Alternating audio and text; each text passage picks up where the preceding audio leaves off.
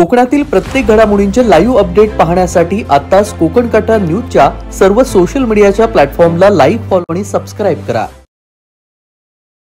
आमच्या जागेवर बंदर खात्याच्या जागेवर कोण ट्रेसपासिंग करताय सर? आम्ही लक्ष सर आता देऊ आणि लक्ष देण्यासाठी तुम्ही त्या पदावर असले पाहिजे ना। तुम्हाला वाटतं मी ठेवणार? एवढं सोपं आहे का? तुम्ही आपल्याला अगर आपली जबाबदारी पूर्ण करायला येत नसेल आणि आपल्या बेजबाबदारपणामुळे इथे कायद्याने सुव्यवस्थेचा प्रश्न निर्माण होत असेल तर मी परत संधी कशाला देऊ? डंपर लागताय तिथे आणि अनधिकृत डंपर लावणारे लोक आमच्याच इकडच्या हिंदू समाजाच्या लोकांवर हात उचलतायत आणि मी गप्प। किती महिने लागणार? अजून किती महिने? कम्प्लिशनला किती महिने लागणार? असं होणार नाही। उगाच खोटं बोलण्यासाठी मला बोलू नका, मी फाईन डबल करून टाकेल। जे खरं आहे ते सांगा मला। आणि काय होतं उगाच तुम्ही 2 महिने सांगा, पुढचे 20-15 दिवसानंतर पावसाळा सुरू होणार आहे। शक्य आहे तुम्हाला? पहिल्यापासून तुम्ही उशिरा करता, त्याच्यामुळे काय होतं हे सगळे जी मूळ जे आपल्याला ह्याची गरज आहे ते न करता ते इथे सगळं तुम्ही बोटीच्या पार्किंगचा विषय सुरू केलेला आहे। पण गाड्यांच्या पार्किंगमुळे आमचे इथे प्रॉब्लेम होत चाललेले आहेत ना। आता परवा इथे गाड्यांच्या पार्किंगमुळे इथे लफडी झाली, मग आता त्याची पण फाईन तुम्हाला लावायची का?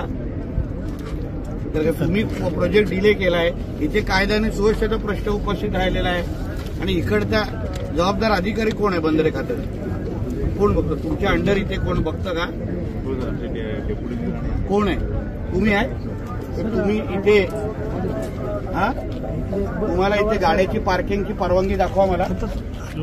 इथे आपल्या बंदरे खात्याच्या जागेवर MMBच्या जागेवर गाड्यांची पार्किंग करू शकतो, मला परवानगी दाखवा। मग होते कशी परवानगी? मग गाडी लागते कशी इथे? तुमच्याकडे परवानगी आहे तर दाखवा, नाही आहे तर मी मुंबईला जाऊन तुम्हाला सस्पेंड करण्याची ऑर्डर काढतो। कारण का नियम आहे काम। आता हे कशासाठी आम्ही करतोय? मी ह्यांना काय विचारलं, हे बोटिंगच्या पार्किंगसाठी ही जागा आहे, बरोबर आहे? मग इथे गाड्या कशा लागतात? मग लावणाऱ्यापेक्षा जो लावून देतोय त्याला जबाबदार बी धरायचं का? कारण का ह्याच अधिकाऱ्यांच्या बेजबाबदारपणामुळे इथे कायद्याने सुव्यवस्थेचा प्रश्न निर्माण झाला। म्हणजे लावणारे आहेत ते आमचे जावई आहेत का कोण? काळजी घे म्हणजे काय? मुळात का लागतात? शिस्त नाही। मग आम्ही हा प्रकल्प कोणासाठी करतोय? इकडल्या स्थानिक मच्छीमारांसाठी करतोय। आणि इथे दादागिरी करणारे लोक कशाला परवानगी द्यायची त्या लोकांना? तुमच्या हलगर्जीपणामुळे इथे लफडी झाली, मुलांना आमच्या डोकी फुटली इथे। मग जबाबदार कोण? मग तुम्हाला जबाबदार धरायला लागेल ना। मग तुम्हाला जेव्हा माहिती मग तुम्ही पण परवानगी खालती सांगितलं पाहिजे ना। असं होता कामा नये। कशाला परवानगी दिली? मग कशाला गाड्यांची पार्किंग? एक पण गाडी दिसली ना त्या गाड्यात पाण्यात टाकून दे मी सगळ्यांच्या। बघू आपण मग काय होतं इथे।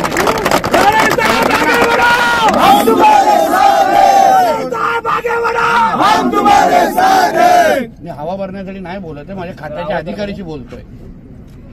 शिस्त लावली पाहिजे ना। उद्या आपण एवढे खर्च करून तुम्ही इकडे एवढे जवळपास 57 कोटी खर्च करणार, उद्या इथे बेशिस्तपणा येईल, मग उपयोग काय एवढे खर्च करून? अगर मूळ इकडल्या मच्छीमारांनाच फायदा होत नसेल तर, आणि कोणाची दादागिरी सहन करण्यासाठी आम्ही करतोय का इथे?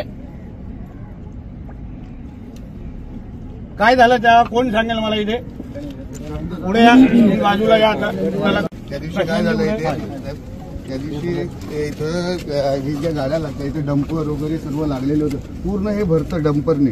सगळे वालू माफियांचे इथे डंपर उभे असतात। आपल्या छोट्या वाड्यावाल्यांनी फक्त त्याचा फोटो काढून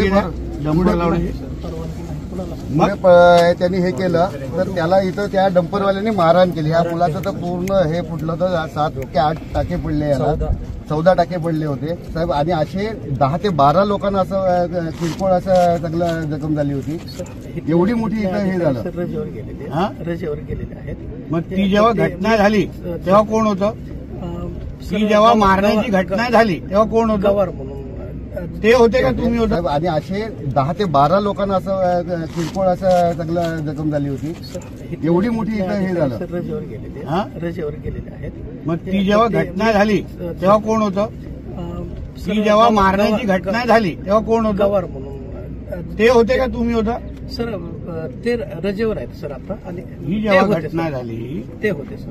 हा? पाटीलजी तुम्ही होता की ते होते? ते होते सर. ते होते ना. नाही म्हणजे पण सर जबाबदारी आपल्या सगळ्यांची आहे ना. हो, सर. सामूहिक जबाबदारी आहे ना. हो सर. त्यांची आमची सगळ्यांची सामूहिक जबाबदारी आहे. हो सर. मग आम्ही लक्ष मच्छीमारांचं साहित्य कचोरी वगैरे ती पहिली जाळण्यात आली. तिथून सुरुवात झाली. जी मच्छीमारांना लागणारी जे साहित्य आहे, जे कचोरी बोटी ज्याच्यावरती उभे करतात, छोटे फायबर जाळण्यात आले. तिथनंही सुरुवात झाली. त्याची केस आम्ही पोलीस स्टेशनला केली होती. तर गुन्हेगारांना जरा सुद्धा शिक्षा झाली नाही. आज तागेत गुन्हेगार मोकाट फिरतायत. आमच्या जागेवर, बंदर खात्याच्या जागेवर कोण ट्रेसपासिंग करताय? सर आम्ही लक्ष सर आता देऊ. आणि त्याबद्दल लक्ष देण्यासाठी तुम्ही त्या पदावर असलं पाहिजे ना. तुम्हाला वाटतं मी ठेवणार? एवढं सोपं आहे का? तुम्ही आपल्याला आपली जबाबदारी पूर्ण करायला येत नसेल आणि आपल्या बेजबाबदारपणामुळे इथे कायदा आणि सुव्यवस्थेचा प्रश्न निर्माण होत असेल तर मी परत संधी कशाला देऊ? डंपर लागताय तिथे आणि अनधिकृत डंपर लावणारे लोक आमच्याच इकडच्या हिंदू समाजाच्या लोकांवर हात उचलतायत आणि मी गप्प बसायचं. मग कशाला हे भगवे बिगवे घालून फिरायचे? अरे खात्याचा मंत्री म्हणून आणि आम्ही हिंदुत्व सरकार आहे म्हणून भाषणात बोलतो आणि आमची इथे हिंदूच मार खात आहेत, तर आम्ही काय करायचं मग?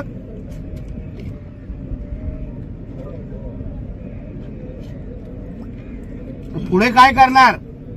सर आम्ही आता या ठिकाणी सिक्युरिटी वगैरे डिप्लॉय करण्यासाठी आम्ही अहवाल आज आलो नसतो तर चालू असतं जे काय चालू आहे ते. मारेपर्यंत विषय गेलेलाच आमच्या लोकांना. तुमची जबाबदारी तुमच्या लोकांची पण आहे ना, सिनियर म्हणून. तुम्ही असं कोणालाही आपल्या इथं मग आपण कशाला एवढे लोक सरकारचे पैसे खर्च करतोय? अगर अशीच मस्ती करून द्यायची आहे तर केवढा मोठा लफडा झाला. त्या दिवशी दंगल झाली इथे, पोलीस हॉस्पिटलपर्यंत विषय गेले सगळे. जबाबदार आपलं खातं आहे ना, पण यांना वर्दी दिली जाते कशाला? आणि कशाला सुट्टीवर गेलाय तो? काय कारण आहे? मिसेस त्यांच्या कॅन्सरचं ऑपरेशन त्याच्यासाठी ते केलेलं आहे. पण आपण सागर पुढे येतो. आपण तुम्ही याचा रिपोर्ट तयार करा. आपण वरतून काय एकाला तरी घरी हे करायचं. पैसे वाळू उपसा आजतागत झालेला नाही साहेब. आता 1 महिन्यावरती आता जून महिना सुरू झाला की जूनच्या अलीकडे बोटी आमच्या खाडीत येतात. खाडीमध्ये जर आता जर हा वाळू उपसा केला नाही तर इथे बोटींचे अपघात होतील आणि जीवितहानी होण्याची शक्यता आहे. त्याच्यामुळे आजतागत वाळू खाली उपसा केलेला नाही. ते कॉन्ट्रॅक्टर जबाबदारी ना ती. मग कधी करणार? तुम्ही सगळा जण करतोय बोललाय. पण आता 20 दिवसामध्ये आमच्या इकडे पाऊस येणार आहे. कणकवलीला काल पाऊस पडला. मग कसा करणार तुम्ही? मला उद्या सकाळपासून चालू पाहिजे. मला माहित नाही. बोटी सुरक्षित आत आले पाहिजे. आमच्या एवढं बोटीला कुठल्याही पद्धतीचा त्रास झाला तर त्रास मग आम्ही तुमच्या माझ्या नसावरचा भाग पहिला बोटी हात येतात. तुम्ही काम करत असताना हे स्थानिक लोक आहेत, हे दिवस रात्र इथेच राहतात, बसायचं, यांच्या प्रमुख लोकांशी बोलायचं, त्याप्रमाणे काम. तुम्ही आज काम करणार, निघून जाणार. आम्हाला आयुष्य घालवायचं ना इथे. आमच्या पिढ्यानपिढ्या इथेच राहणार. म्हणून जे काय असतात सगळ्यांना विश्वासात घ्या आणि करा ना काम. क्वालिटीचं झालं पाहिजे. कोणाची मला तक्रार आली ना, तुम्हाला परत कुठे ना कुठेतरी मला भेटायचं आहे. अवघड जाईल. मग दुसरा शेवटचा एक विषय होता जो वाळू पण आहे तो साहेब, हे काम देखील चुकीच्या पद्धतीने झालेलं आहे. कारण तिथे जो जिना झालेला आहे इथं स्लोप होता. त्या स्लोपमुळे आपल्याला सर्व जे मच्छीमारांचं सामान ने आण करायला व्यवस्थित हे होणार होतं.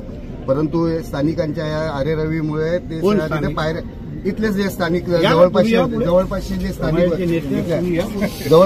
स्थानिक होते त्यांच्या आरेरवीमुळे ते चालणार नाही. तुम्ही काळजी घ्या ना. मला कशाला असं तोंड खराब करायला लागतंय?